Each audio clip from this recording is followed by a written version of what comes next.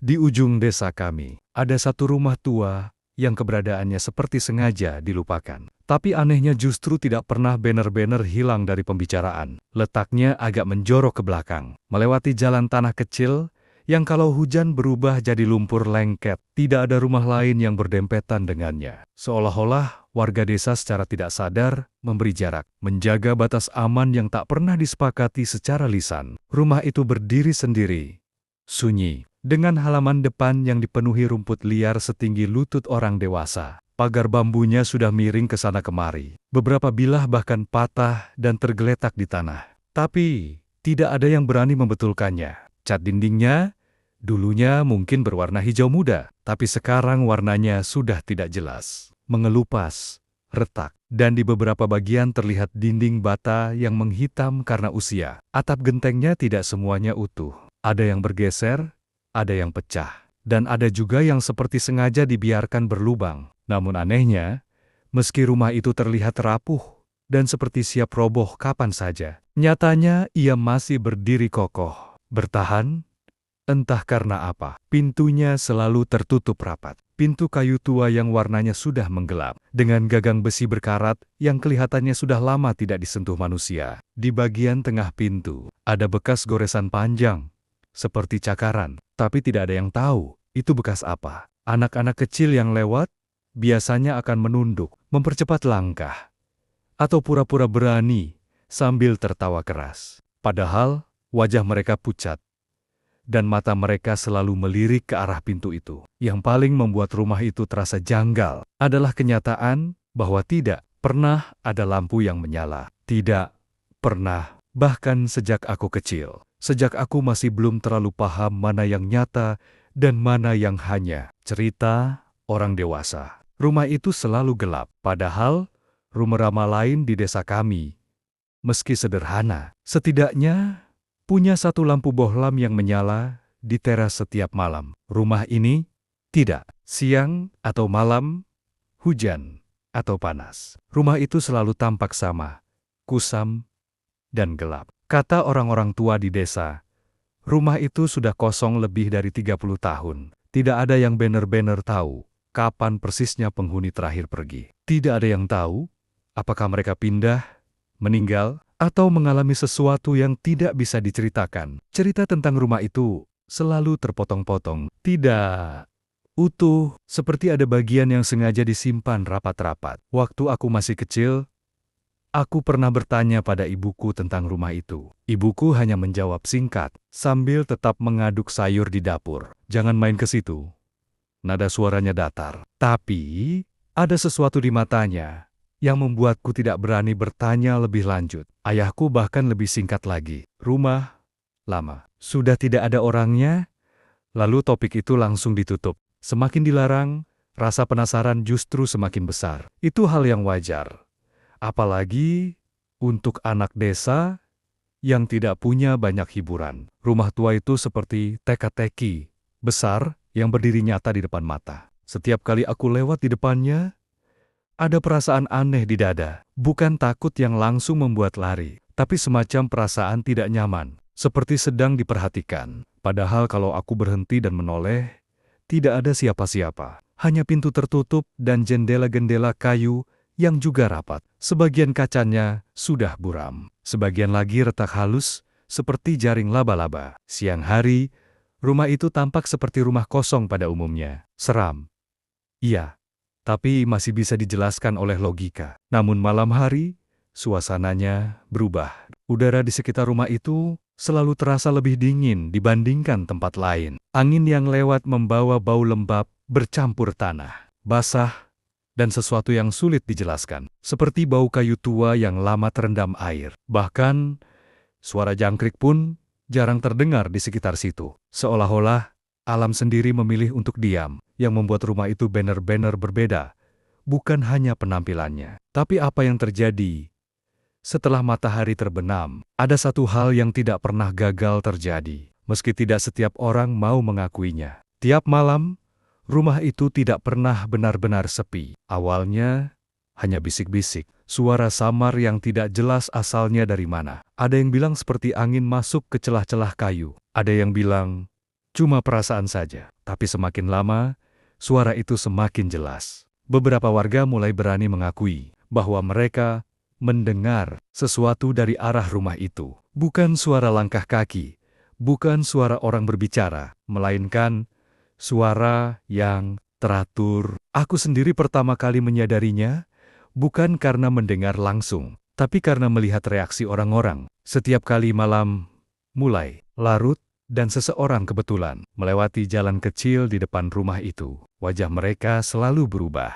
Ada yang langsung mempercepat langkah, ada yang tiba-tiba batuk atau berdehem keras, seolah ingin menutupi sesuatu. Ada juga yang langsung berbelok, memilih jalan memutar yang lebih jauh, meski gelap. Suatu malam, aku sedang duduk di teras rumah bersama ayah. Kami tidak banyak bicara. Desa kami memang seperti itu, sunyi, sederhana dan terasa akrab. Tiba-tiba ayah berdiri dan menutup pintu depan. Aku heran, karena biasanya pintu baru ditutup menjelang tidur. Masuk saja, katanya singkat. Nada suaranya pelan, tapi tegas. Saat itu, aku belum mendengar apa-apa. Tapi beberapa menit kemudian, saat aku berbaring di kamar, samar-samar terdengar suara yang tidak asing, tapi juga tidak bisa langsung aku kenali. Bunyi itu datang dan pergi.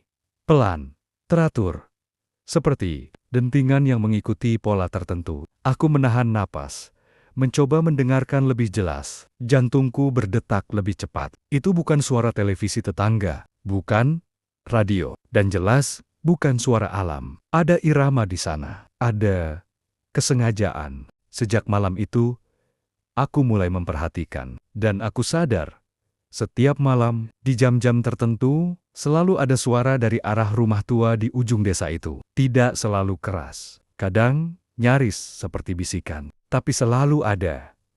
Selalu, seolah-olah rumah itu bernapas, hidup, menyimpan sesuatu di dalamnya yang tidak pernah benar-benar pergi. Orang-orang boleh bilang rumah itu kosong, tapi aku tahu, dan mungkin banyak yang sebenarnya tahu, bahwa rumah itu hanya kosong secara kasat mata. Karena setiap malam, saat desa kami seharusnya tenggelam dalam kesunyian, dari rumah tua yang selalu terkunci itu, selalu ada sesuatu yang terjaga. Malam pertama aku benar-benar mendengar suara itu, aku masih berusaha keras meyakinkan diri kalau semuanya cuma perasaanku saja. Waktu itu, jam dinding di ruang tengah baru saja berdetak, menunjukkan pukul 11 lewat sedikit. Desa sudah mulai tenggelam dalam sunyi. Lampu-lampu rumah warga satu persatu dimatikan. Hanya tersisa beberapa titik cahaya redup dari rumah yang masih terjaga. Angin malam bertiup pelan, membawa hawa dingin yang biasanya membuat orang ingin segera menarik selimut.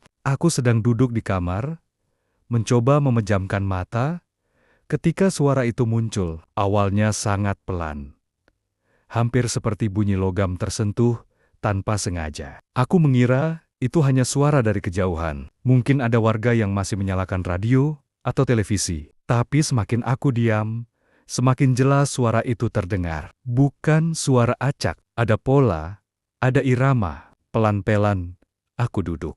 Jantungku mulai berdetak lebih cepat. Suara itu seperti dentingan logam yang saling bersahutan. Nada rendah, lalu disusul nada yang lebih tinggi, teratur, rapi, seperti orang-orang yang sudah sangat paham apa yang mereka mainkan. Aku menelan ludah. Itu bukan radio, bukan rekaman. Itu gamelan Jawa. Aku tumbuh di desa, jadi aku tahu betul seperti apa suara gamelan. Aku sering mendengarnya saat ada hajatan, acara adat, atau pertunjukan wayang. Tapi yang ini terasa berbeda, lebih pelan, lebih dalam, dan entah kenapa terasa berat di dada. Seperti setiap nada membawa sesuatu yang tidak kelihatan, tapi bisa dirasakan. Aku berdiri pelan dan mendekat ke jendela kamar. Tirai kuangkat sedikit. Dari arah ujung desa, dari arah rumah tua itu, suara gamelan terdengar semakin jelas. Lengkap, ada bunyi saron, kenong, gong yang dipukul pelan tapi terasa dalam. Semuanya menyatu, mengalir rapi, seperti sedang ada pentas besar. Padahal aku tahu betul, rumah itu kosong. Tidak ada listrik. Kabel-kabel lama di dindingnya saja sudah terlepas dan menjuntai tak beraturan. Tidak mungkin ada lampu, Apalagi seperangkat gamelan lengkap. Aku menutup tirai lagi. Punggungku terasa dingin. Aku mencoba berpikir logis. Mungkin ada acara di desa sebelah. Mungkin suara itu terbawa angin. Tapi semakin aku mendengarkan, semakin aku yakin arah suara itu berasal dari satu titik yang sama. Tepat dari rumah tua yang selalu terkunci itu. Beberapa menit berlalu, suara gamelan tidak berhenti. Justru semakin jelas. Seolah-olah pemainnya sengaja memainkan nada-nada itu lebih pelan, agar hanya orang-orang tertentu yang bisa mendengarnya. Aku memberanikan diri keluar kamar dan berjalan ke ruang tengah. Ayah dan ibu sudah tidur. Rumah kami sunyi. Aku berdiri di dekat pintu depan, menempelkan telinga ke arah luar. Saat pintu sedikit kubuka, hawa dingin langsung menyusup masuk. Dan di saat itulah, aku benar-benar yakin aku tidak salah dengar. Gamelan itu terdengar jelas di udara malam. Tidak keras, tapi cukup untuk membuat bulu kuduku berdiri. Setiap dentingan terasa dekat. Seolah jaraknya hanya beberapa puluh meter dari tempatku berdiri. Aku menutup pintu lagi perlahan. Nafasku terasa pendek. Ada rasa takut yang mulai muncul, tapi bercampur dengan rasa penasaran yang sulit dijelaskan. Kenapa ada gamelan di rumah kosong itu? Siapa yang memainkannya? Dan yang paling membuatku tidak tenang, kenapa suaranya terdengar begitu hidup? Padahal tidak ada satupun tanda kehidupan di sana. Aku kembali ke kamar. Tapi kali ini, aku tidak bisa berbaring dengan tenang. Aku duduk di tepi kasur, mendengarkan. Gamelan itu terus berbunyi. Lagunya tidak aku kenal, tapi terasa sangat tua, seperti lagu yang sudah dimainkan ratusan kali oleh orang-orang yang sudah hafal setiap nadanya sampai keluar kepala. Ada bagian di mana gong dipukul agak lama, lalu disusul dentingan lain yang lebih cepat, lalu kembali melambat. Irama itu membuat dadaku ikut sesak. Tanpa sadar, aku melihat jam lagi. Pukul 11.30. Suara itu masih ada, tidak berubah, tidak berhenti, tidak juga terdengar seperti mau selesai, seperti pertunjukan tanpa penonton, dimainkan hanya untuk mengisi malam. Aku mencoba menutup telinga dengan bantal.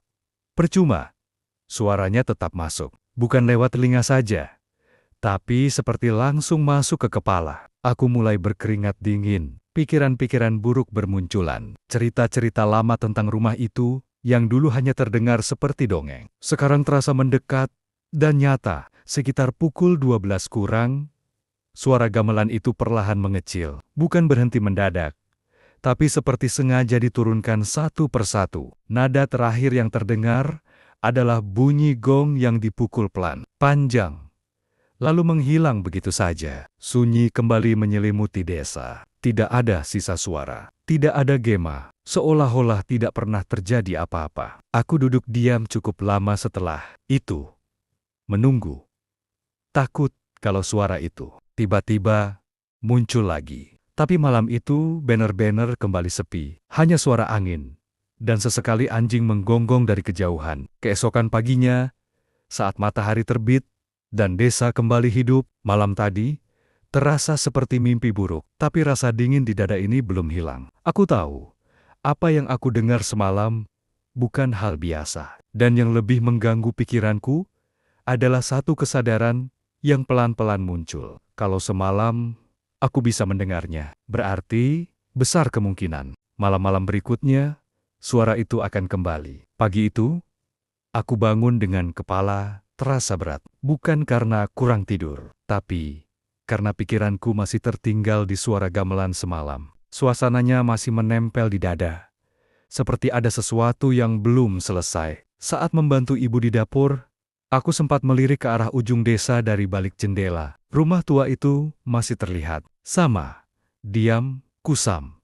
Tidak ada tanda apapun, seolah-olah semalam pernah terjadi sesuatu yang aneh. Aku hampir yakin kalau semuanya cuma imajinasiku. Sampai akhirnya, saat berangkat membeli kebutuhan ke warung, aku bertemu Pak Rono, tetangga depan rumah. Kami sempat mengobrol sebentar, membahas hal-hal biasa, cuaca, panen, dan harga beras. Aku ragu sejenak, lalu memberanikan diri bertanya, "Pak, semalam Bapak dengar suara aneh nggak?" Pak Rono berhenti melangkah.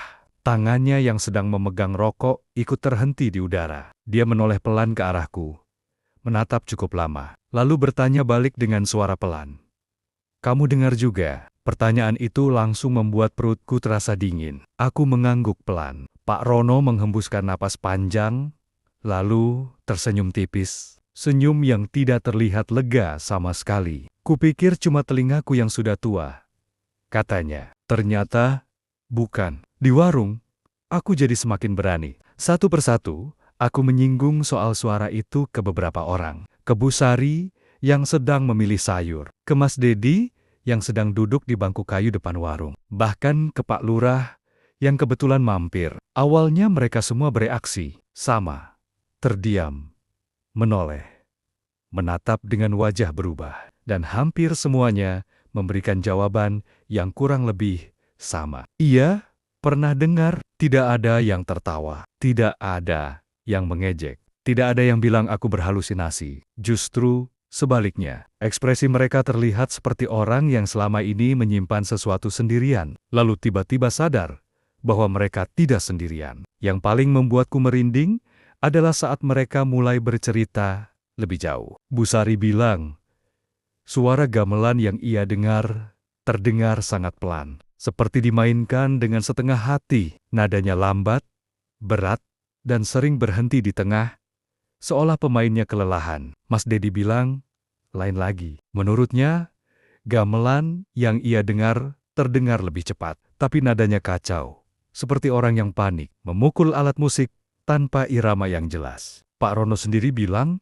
ia mendengar gamelan dengan irama yang sangat rapi, tapi terlalu rapi, sampai terasa tidak manusiawi. Semua orang mendengar gamelan, tapi tidak ada satupun yang mendengar lagu yang sama. Aku mulai merasa tengkukku dingin. Bagaimana mungkin satu sumber suara menghasilkan begitu banyak versi berbeda? Kalau itu rekaman, seharusnya sama. Kalau itu orang main gamelan sungguhan, juga seharusnya terdengar serupa. Tapi ini tidak. Seolah-olah rumah itu memutar lagu yang berbeda untuk setiap orang yang mendengarnya. Aku mulai merasa tengkukku dingin. Bagaimana mungkin satu sumber suara menghasilkan begitu banyak versi berbeda? Kalau itu rekaman, seharusnya sama. Kalau itu orang main gamelan sungguhan, juga seharusnya terdengar serupa. Tapi ini tidak. Seolah-olah rumah itu memutar lagu yang berbeda untuk setiap orang yang mendengarnya. Dan ada satu kesamaan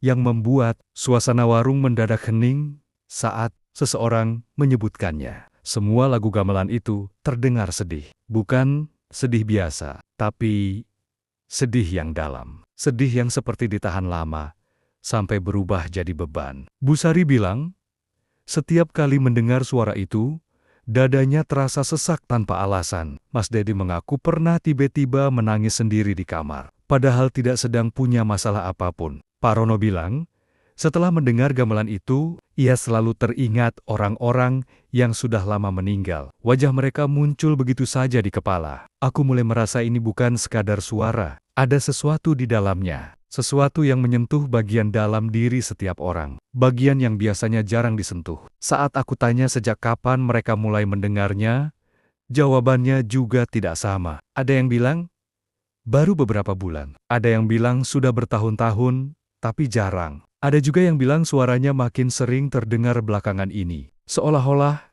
ada sesuatu yang sedang mendekat atau bersiap. Yang aneh, meski banyak yang pernah mendengar, hampir tidak ada yang pernah membicarakannya secara terbuka. Semua memilih diam, menyimpan sendiri. Seperti ada kesepakatan tak tertulis untuk tidak menyebut rumah itu, tidak membahas suara itu, dan berpura-pura semuanya normal. Aku pulang ke rumah dengan pikiran kacau. Rasanya seperti baru saja membuka pintu ke sesuatu yang seharusnya tetap tertutup. Di rumah, aku mencoba bertanya ke ibuku lagi. Kali ini, lebih hati-hati. Aku bilang, beberapa orang di desa dengar suara gamelan dari rumah tua itu. Ibu berhenti mengupas bawang. Tangannya gemetar sedikit. Sudah, katanya pelan. Tidak usah dibahas. Nada suaranya membuatku menelan pertanyaan yang lain. Aku tahu, ada sesuatu yang lebih besar dari sekadar suara aneh. Ada cerita lama yang sengaja dikubur. Dan suara gamelan itu seperti mencoba menggali kembali semua yang sudah ditutup rapat. Malamnya, Saat matahari tenggelam dan desa mulai sepi lagi, aku duduk di kamar dengan perasaan tidak tenang. Aku tidak tahu apakah aku ingin mendengar suara itu lagi, atau justru takut setengah mati kalau suara itu benar-benar muncul. Tapi satu hal sudah jelas di kepalaku sekarang. Aku tidak sendirian, dan rumah tua di ujung desa itu tidak hanya memanggil satu orang. Ia memanggil banyak orang dengan cara yang berbeda-beda, membawa kesedihan yang entah milik siapa. Keesokan harinya, suasana desa terasa berbeda, bukan karena ada kejadian besar, tapi karena orang-orang mulai saling melirik dengan cara yang aneh, lebih sering diam, lebih jarang bercanda. Seolah-olah semalam mereka semua memikirkan hal yang sama, tapi tidak ada yang berani menyebutkannya lebih dulu. Aku bisa merasakan itu saat lewat di depan rumah-rumah warga, saat orang-orang menyapaku sambil tersenyum tipis, senyum yang cepat hilang begitu saja. Menjelang sore, Pak Lurah menyuruh salah satu pemuda desa datang ke rumahku. Katanya, ada orang yang ingin bicara denganku. Namanya disebut pelan.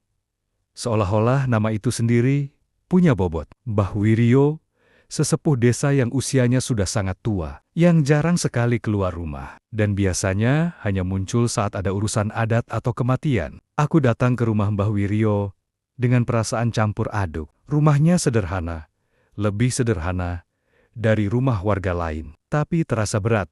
Begitu aku melangkah masuk, bau kayu tua dan dupa samar tercium di udara. Mbah Wiryo duduk di kursi kayu, punggungnya sedikit membungkuk, matanya sayu tapi tajam, seolah-olah ia sudah tahu apa yang ingin kutanyakan. Bahkan sebelum aku membuka mulut, "Kamu dengar gamelan itu?"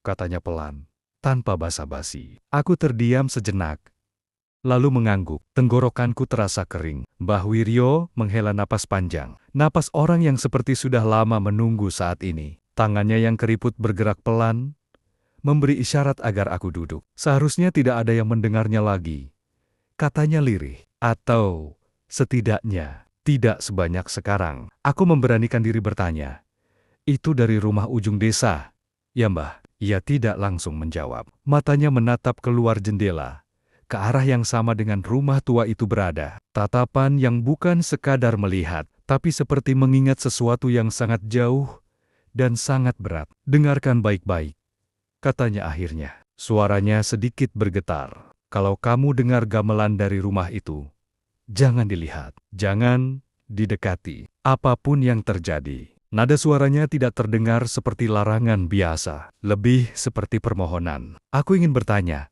"Kenapa?"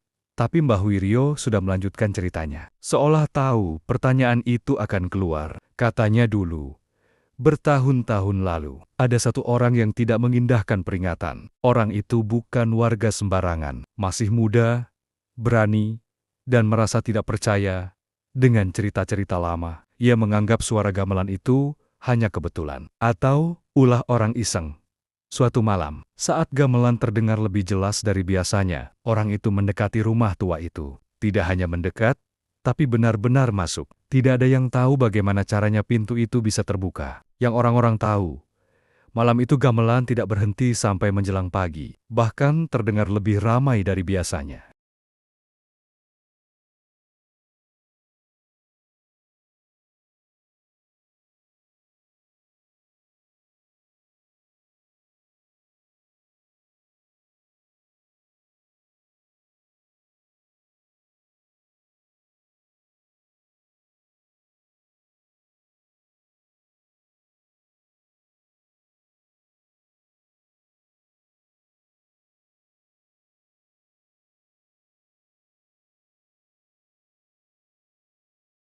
Paginya, orang itu keluar dari rumah tersebut, tapi bukan sebagai orang yang sama. Wajahnya pucat, matanya kosong, dan sejak hari itu, ia hampir tidak pernah bicara. Kalau ditanya, ia hanya menunduk atau menatap satu titik tanpa ekspresi. Beberapa minggu kemudian, keluarganya pindah desa. Tidak pamit, tidak kembali. Dan sejak itu, tidak ada kabar apapun tentang orang tersebut. Dia tidak gila, kata Mbah Wiryo pelan. Dia cuma melihat sesuatu yang seharusnya tidak dilihat. Aku merasakan bulu kudukku berdiri. Tanganku dingin. Aku bertanya dengan suara hampir tidak terdengar, Mbah.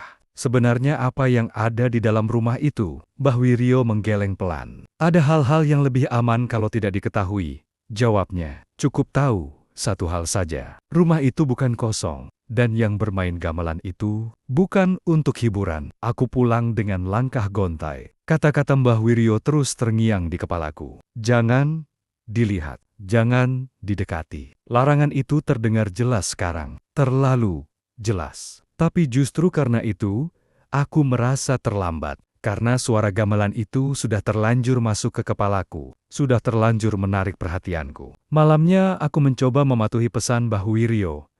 Aku menutup jendela lebih awal. Pintu kupastikan terkunci rapat. Lampu kamar tetap menyala. Meski biasanya, aku mematikannya saat tidur. Aku berbaring sambil menatap langit-langit. Berusaha mengalihkan pikiran. Tapi tepat seperti malam-malam sebelumnya. Saat jam mendekati 11, suara itu kembali muncul, pelan, teratur. Gamelan itu terdengar lagi. Dan entah kenapa, malam ini rasanya lebih dekat, lebih jelas. Seolah-olah jaraknya semakin pendek. Aku menutup mata, mencoba mengabaikannya. Tapi di sela-sela dentingan gamelan itu, aku seperti mendengar sesuatu yang baru. Sesuatu yang membuat dadaku semakin sesak. Seperti suara napas. Atau mungkin suara orang-orang yang sedang berbisik. Aku teringat wajah kosong, orang yang diceritakan Mbah Wiryo, terlintas. Di pikiranku satu pertanyaan yang membuatku gemetar. Kalau larangan itu datang sekarang, berarti sebelumnya belum ada yang berani bicara. Dan kalau suara gamelan itu semakin sering terdengar, mungkin bukan karena orang-orang terlalu dekat dengan rumah itu. Mungkin justru karena sesuatu dari dalam rumah itu sedang berusaha keluar. Malam Jumat itu datang dengan suasana yang terasa lebih berat dari biasanya. Sejak sore, udara di desa sudah terasa lembab dan dingin. Padahal belum hujan. Langit mendung menggantung rendah, membuat matahari tenggelam lebih cepat. Orang-orang menutup pintu rumah lebih awal. Anak-anak tidak ada yang bermain di luar. Bahkan suara televisi dari rumah tetangga terdengar lebih pelan. Seolah semua orang sepakat untuk tidak terlalu berisik. Aku berusaha menahan diri sepanjang malam. Pesan Mbah Wiryo terus terngiang di kepala. Jangan dilihat, jangan didekati. Tapi semakin aku mencoba melupakannya, rasa penasaran itu justru semakin kuat. Ada dorongan aneh di dalam dada. Seperti ada sesuatu yang memanggil, tapi bukan dengan suara yang bisa dijelaskan. Lebih seperti perasaan yang terus mendorong langkahku ke satu arah. Saat jam di ponselku menunjukkan pukul 10:45, aku sudah tidak bisa lagi duduk diam. Aku berdiri di teras rumah, pura-pura menghirup udara malam. Jalan desa kosong. Lampu-lampu teras menyala redup, angin hampir tidak bergerak. Sunyi yang aneh. Sunyi yang terlalu rapi. Lalu, tepat ketika jarum jam mendekati pukul 11, suara itu muncul. Gamelan, kali ini bukan samar. Bukan seperti datang dari kejauhan. Suaranya jelas, penuh, dan terasa dekat. Setiap dentingan terdengar bersih. Seolah-olah aku berdiri tidak jauh dari sumbernya. Nada-nadanya mengalir pelan, tapi mantap, teratur, terlalu teratur, untuk sesuatu yang seharusnya tidak ada. Jantungku berdegup kencang. Aku menelan ludah dan melangkah turun dari teras. Aku bilang pada diriku sendiri bahwa aku hanya ingin memastikan arah suara, hanya berdiri sedikit lebih dekat, tidak melihat, tidak mendekati terlalu jauh. Langkah kakiku pelan, hampir tidak bersuara. Jalan tanah terasa dingin di telapak kaki. Setiap beberapa langkah, aku berhenti, memastikan tidak ada orang yang melihatku. Tapi desa benar-benar kosong. Bahkan, enjing-enjing yang biasanya menggonggong malam-malam seperti ini, malam itu diam 1000 bahasa. Semakin dekat ke ujung desa, suara gamelan semakin jelas. Aku bisa membedakan bunyi satu alat dengan alat lainnya. Ada saron yang dipukul pelan. Ada kenong yang menyela dengan ritme tetap. Dan di sela-selanya,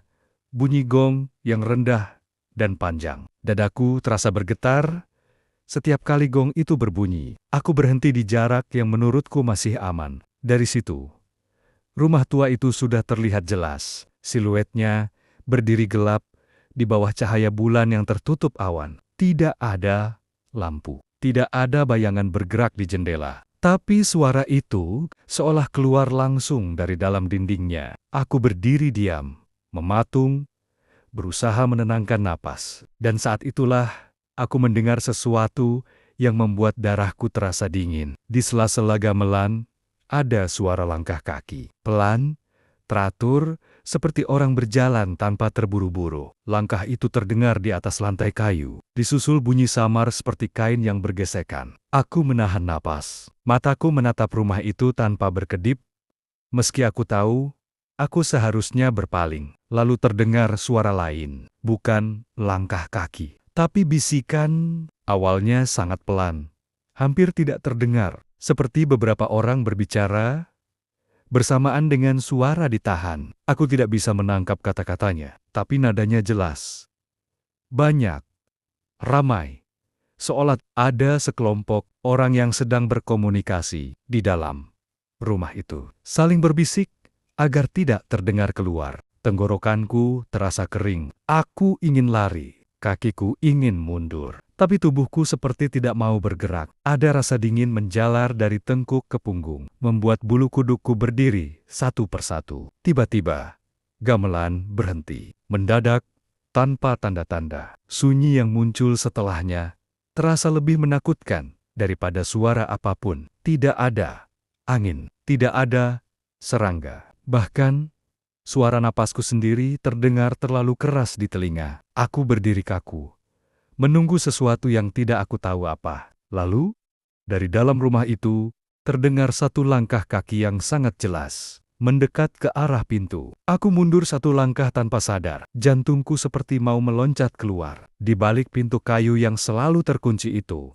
terdengar suara orang berhenti, tepat di baliknya. Aku bisa membayangkan seseorang berdiri di sana, hanya terpisah oleh pintu tua dan kunci berkarat. Dan kemudian, di antara sunyi dan detak jantungku sendiri, terdengar bisikan yang kali ini jauh lebih jelas. Bukan satu suara, tapi banyak bersamaan. Seperti orang-orang yang sedang berlatih berbicara dengan nada pelan. Aku tidak mendengar namaku, tapi entah kenapa, aku merasa bisikan itu ditujukan kepadaku. Rasanya seperti mereka tahu aku ada di sana. Seperti sejak awal. Mereka memang menunggu seseorang berdiri di tempatku, berdiri sekarang. Tanpa berpikir panjang lagi, aku berbalik dan berlari. Tidak peduli kalau langkah kakiku terdengar. Tidak peduli kalau ada yang melihat. Aku lari, menjauh dari rumah itu secepat yang aku bisa. Aku tidak menoleh, tidak sekalipun. Di belakangku,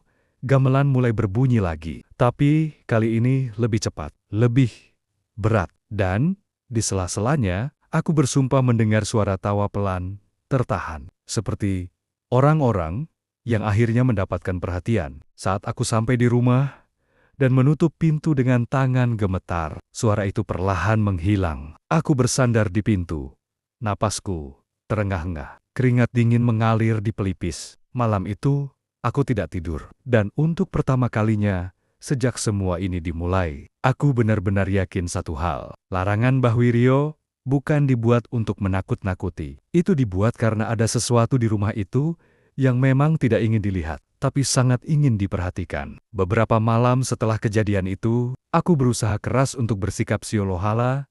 Semuanya sudah selesai. Aku tidak lagi keluar rumah malam-malam. Aku menuruti larangan Mbah Wiryo sebisa mungkin. Tapi anehnya, justru sejak aku berusaha menjauh, rasa itu semakin kuat. Seperti ada benang tipis yang mengikat pikiranku ke rumah tua di ujung desa. Setiap malam, meski aku memejamkan mata, bayangan pintu kayu itu selalu muncul. Dan suara gamelan itu, meski tidak selalu terdengar jelas, seperti masih berputar-putar di kepalaku. Malam itu, aku kembali berdiri di jalan kecil menuju ujung desa. Aku tidak tahu kenapa kakiku melangkah ke sana lagi. Tidak ada niat besar, tidak ada rencana. Aku hanya merasa harus memastikan sesuatu. Seolah-olah ada pertanyaan yang tidak akan pernah terjawab. Kalau aku terus berpura-pura, tidak peduli. Udara malam terasa lebih dingin dari biasanya. Langit gelap tanpa bulan. Aku berhenti cukup jauh dari rumah tua itu. Lebih jauh dibanding malam Jumat sebelumnya. Aku berkata dalam hati, Cukup sampai sini. Tidak, lebih. Aku hanya berdiri, memastikan aku masih aman. Gamelan terdengar lagi, kali ini lebih pelan, tapi lebih jelas. Nadanya rapi, tertata, seperti orang-orang yang sudah berlatih bersama selama bertahun-tahun. Aku bisa merasakan iramanya masuk ke dada, naik turun mengikuti detak jantungku. Aku memejamkan mata sebentar, mencoba menenangkan diri. Aku hampir memutuskan untuk berbalik, dan saat itulah aku mendengar suara kayu berderit. Aku membuka mata, salah satu jendela rumah itu bergerak. Pelan, sangat pelan, seolah-olah dibuka oleh tangan yang sengaja tidak ingin menimbulkan suara. Daun jendela yang selama ini tertutup rapat, kini terbuka, sedikit demi sedikit. Aku berdiri terpaku, nafasku tertahan, tanpa sadar. Dari celah jendela itu, muncul cahaya temaram. Bukan cahaya listrik, warnanya kuning redup. Bergoyang pelan, seperti berasal dari lampu minyak atau pelita. Cahaya itu memantul di dinding kusam, membuat bayangan-bayangan bergerak samar di dalam rumah. Aku ingin menutup mata, tapi tubuhku tidak mau menurut. Di balik tirai tipis yang tergantung di jendela itu, aku mulai melihat bayangan, awalnya satu, lalu dua, lalu semakin banyak. Mereka duduk rapi, berderet, menghadap ke arah yang sama. Posisi tubuh mereka tegak, tangan bergerak pelan ke depan dan ke samping, mengikuti irama gamelan yang terus berbunyi. Mereka sedang menabuh gamelan. Aku bisa melihat gerakan tangan mereka, meski wajahnya tertutup bayangan. Gerakan yang halus, terlatih, penuh kebiasaan. Tidak ada yang bergerak sembarangan. Tidak ada yang salah posisi. Mereka seperti satu kesatuan, memainkan peran masing-masing, tanpa perlu saling melihat. Jumlahnya lebih dari 10.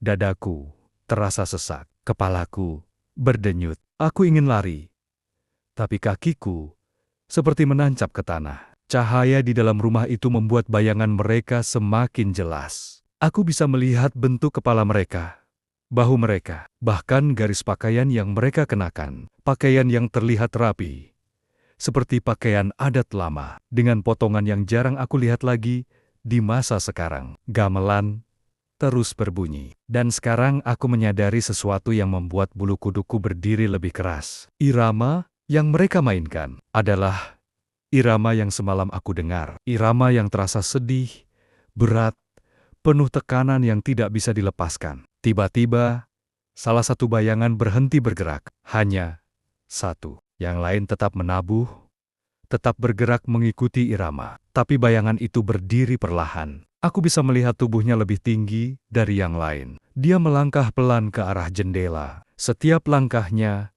membuat cahaya pelita bergoyang. Aku mundur satu langkah. Nafasku mulai tidak teratur. Bayangan itu berhenti tepat di balik tirai. Tirai bergerak sedikit, seolah tersentuh angin. Padahal udara di sekitarku benar-benar diam. Aku bisa merasakan tatapan dari balik kain tipis itu. Meski aku tidak melihat wajahnya, aku tahu dia sedang melihat ke arahku. Gamelan mendadak melambat. Satu persatu bunyi alat musik berhenti, menyisakan satu nada panjang yang menggantung di udara. Sunyi yang menyusul terasa menekan telinga. Bayangan-bayangan lain tetap duduk diam, seolah menunggu aba-aba. Aku ingin berteriak, tapi suaraku tidak keluar. Lalu tirai itu tersibak sedikit. Tidak banyak, hanya cukup untuk memperlihatkan bagian wajah.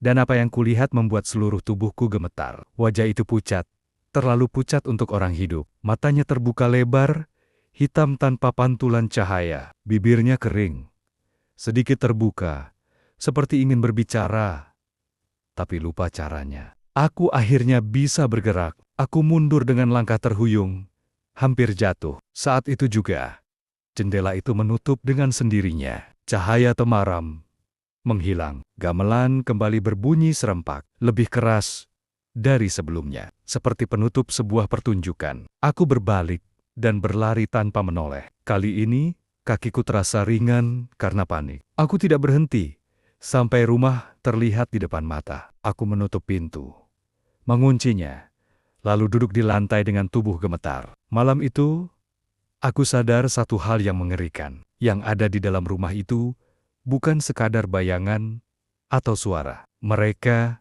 nyata. Mereka teratur. Dan yang paling menakutkan, mereka tahu aku melihat mereka. Sejak malam itu, tidur tidak pernah lagi terasa sama. Setiap kali aku memejamkan mata, bayangan jendela yang terbuka sendiri itu selalu muncul. Cahaya, temaramnya, deretan orang yang duduk rapi, dan wajah pucat di balik tirai. Semua bercampur jadi satu.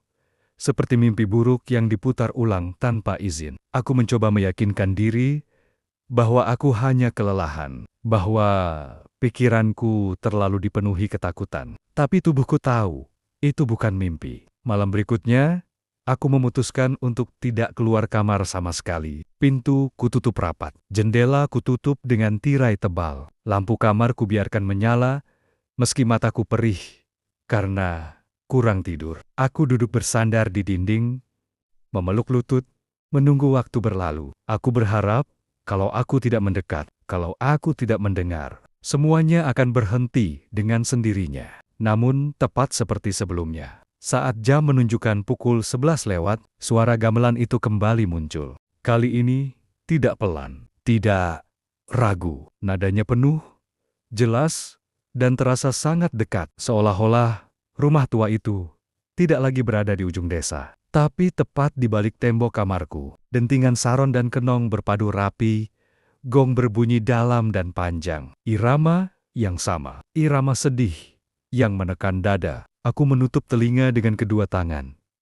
Percuma, suaranya tetap ada. Bahkan, terasa semakin jelas. Aku bisa merasakan getarannya di lantai, di dinding, di dadaku sendiri. Nafasku memburu. Aku menatap pintu kamar, berharap ayah atau ibu bangun, dan menyadari ada yang tidak beres. Tapi rumah tetap sunyi, terlalu sunyi. Lalu, tanpa peringatan apapun, gamelan itu berhenti. Bukan perlahan seperti biasanya, tapi berhenti seketika. Seolah semua tangan yang menabuh alat musik itu berhenti bersamaan. Sunyi yang datang setelahnya membuat telingaku berdenging. Aku menahan napas, menunggu suara itu kembali. Tapi tidak ada apa-apa. Tidak ada angin. Tidak ada serangga. Bahkan suara jam dinding pun terasa jauh. Di tengah sunyi itu, terdengar suara lain. Suara perempuan, lirih, tapi sangat jelas.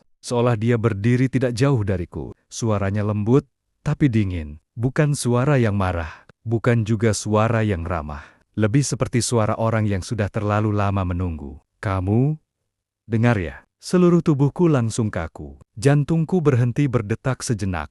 Sebelum kembali berdegup sangat cepat. Aku tidak berani bergerak. Tidak berani menoleh. Aku tahu suara itu bukan berasal dari dalam kamar. Tapi juga bukan dari luar rumah. Rasanya seperti suara itu muncul langsung di kepalaku. Aku mencoba menelan ludah, tapi tenggorokanku terasa terkunci. Lalu suara itu melanjutkan, kali ini lebih pelan. Tapi setiap katanya menusuk telingaku dengan jelas. Dia menyebut namaku lengkap. Tidak salah satu huruf pun. Cara menyebutkannya persis seperti orang-orang terdekatku memanggilku. Aku gemetar hebat. Kakiku terasa lemas. Aku tidak pernah menceritakan semua ini ke siapapun selain beberapa tetangga. Dan tidak satu pun dari mereka tahu detail tentang apa yang kulihat. Tidak ada alasan bagi siapapun untuk tahu.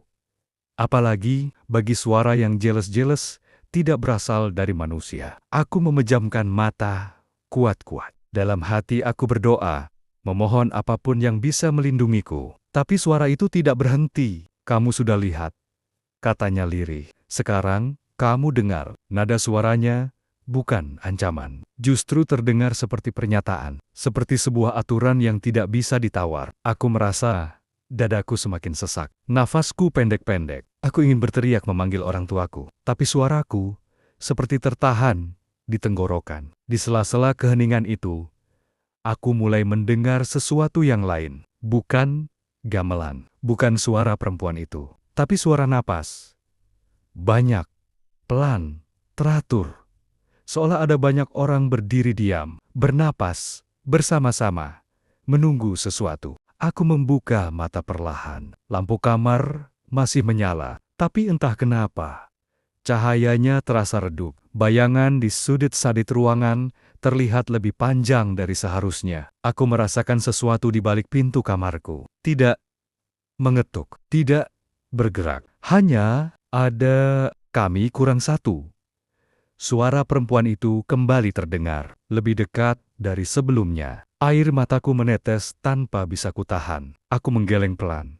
Meski aku tidak tahu siapa yang sedang aku tolak. Aku tahu, sejak aku mendengar gamelan itu, untuk pertama kalinya, sejak aku berdiri terlalu dekat dan melihat ke dalam rumah itu, aku sudah melangkah terlalu jauh. Larangan Bahwiryo kini terasa sangat jelas, terlalu jelas. Dan aku baru benar-benar memahaminya sekarang. Gamelan tiba-tiba berbunyi lagi. Tapi kali ini, nadanya berbeda. Lebih lambat, lebih berat. Seolah dimainkan dengan tangan yang gemetar. Dan di sela-sela dentingannya, aku mendengar suara perempuan itu untuk terakhir kalinya malam itu. Kami tunggu. Lampu kamar berkedip sekali, lalu kembali normal. Suara gamelan perlahan menjauh.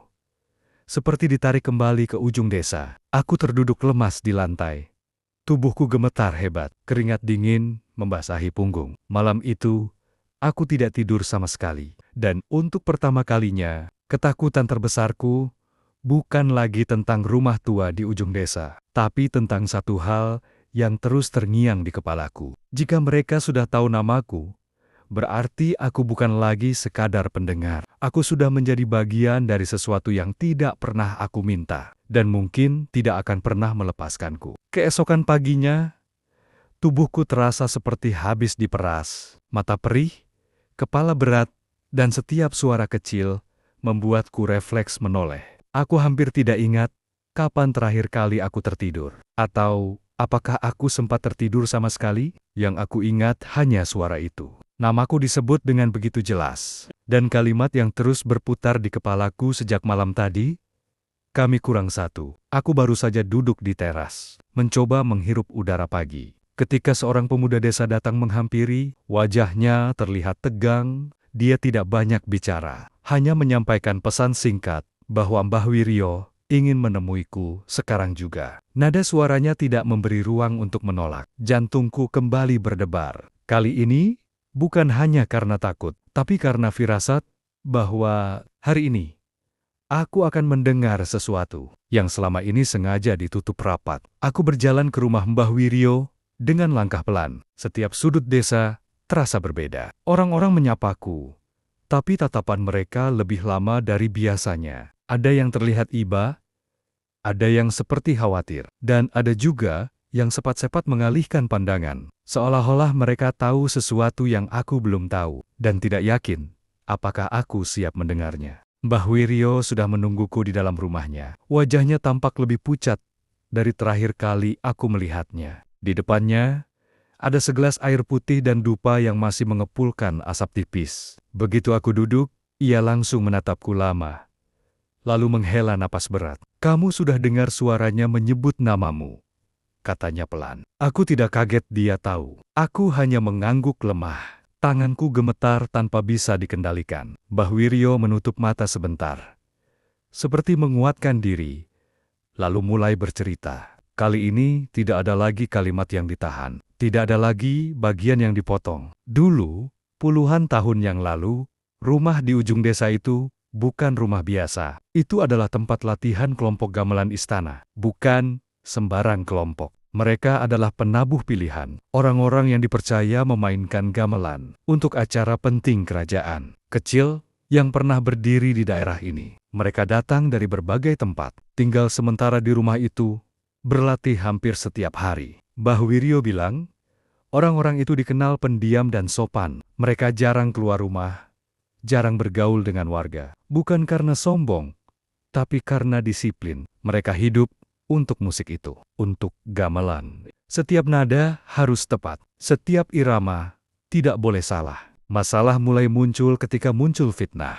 Ada yang menyebar cerita bahwa kelompok itu melakukan hal-hal terlarang. Ada yang bilang mereka memakai ilmu hitam. Ada juga yang bilang mereka bersekutu dengan kekuatan gelap demi kesempurnaan permainan mereka. Tidak ada bukti, tidak pernah ada. Tapi cerita itu menyebar cepat, dan ketakutan warga tumbuh lebih cepat lagi. Suatu malam, saat mereka sedang berlatih seperti biasa, pintu rumah itu dikunci dari luar. Dari kejauhan, orang-orang hanya mendengar suara gamelan yang terus berbunyi. Tidak ada yang berani mendekat. Lalu, api muncul. Awalnya kecil, lalu membesar. Rumah itu dibakar hidup-hidup, dengan semua orang di dalamnya. Mbah Wiryo terdiam lama setelah sampai di bagian itu. Suaranya bergetar saat melanjutkan. Tidak ada satupun dari mereka yang berhasil keluar. Dan yang paling mengerikan, sampai api benar-benar melahap rumah itu. Suara gamelan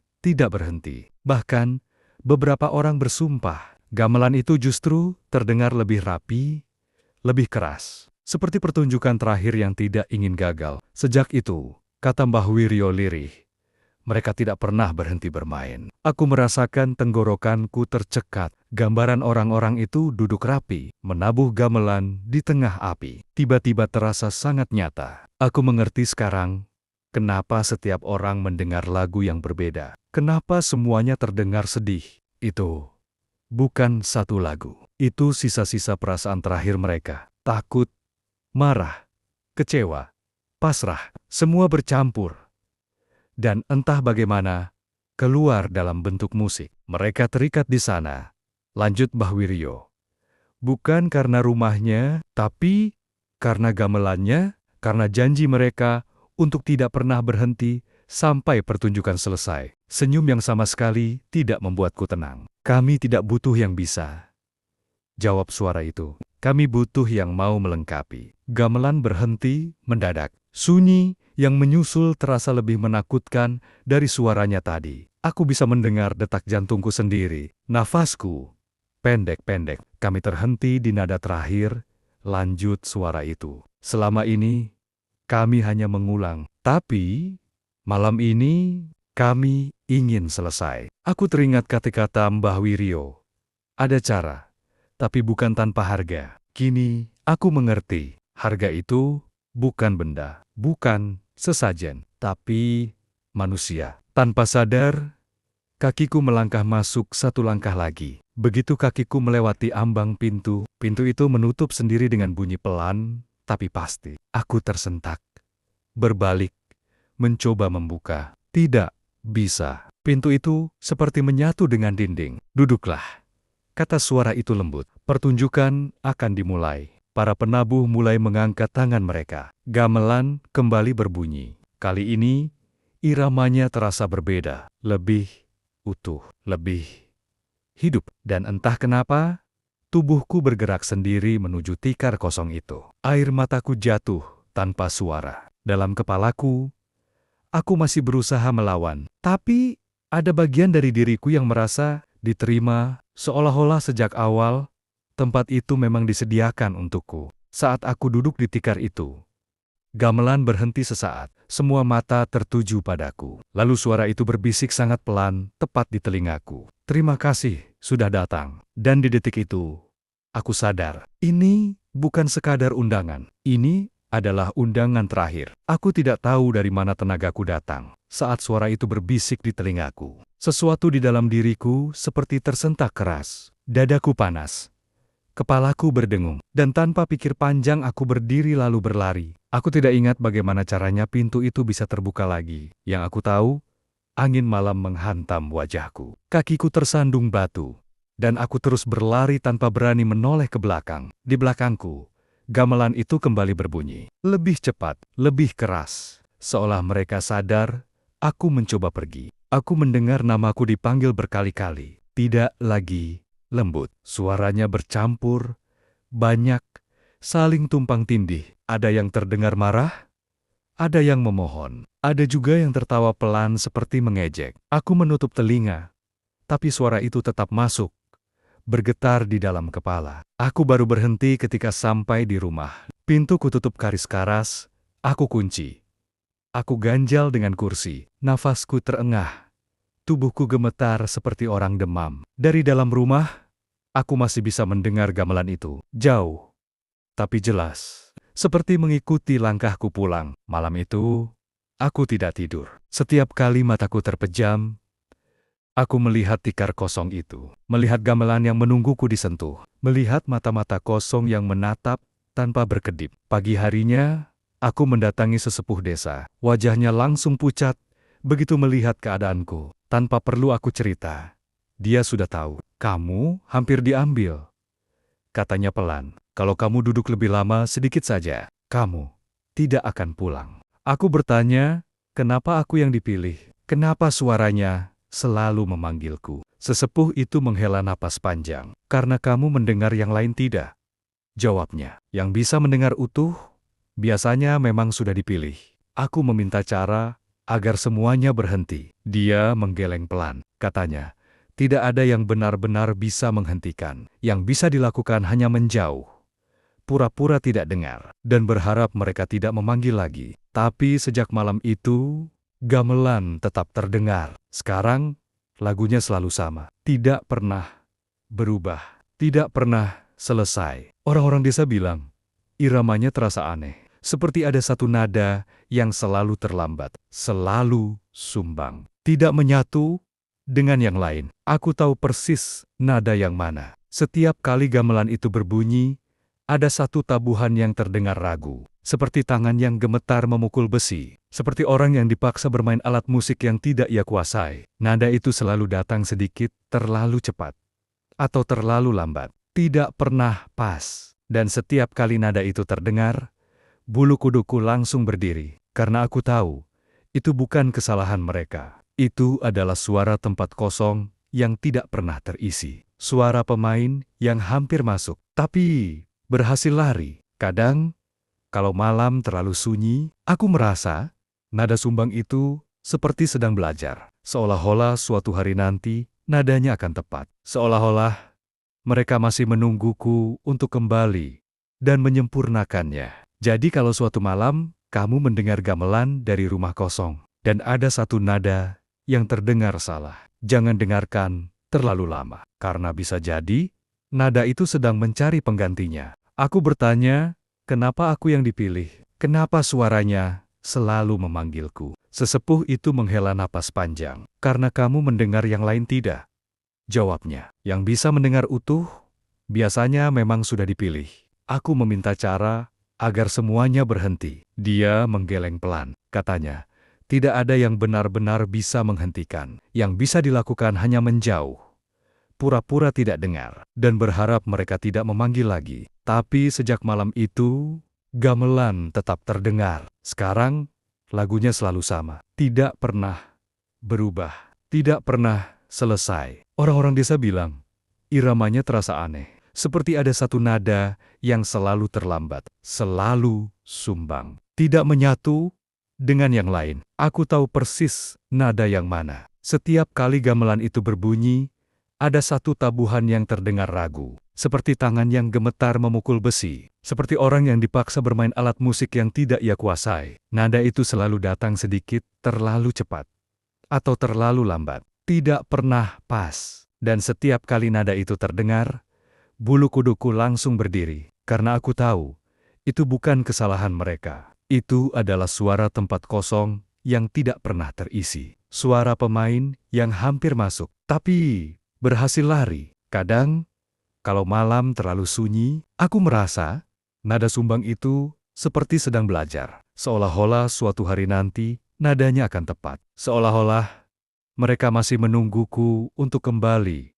dan menyempurnakannya.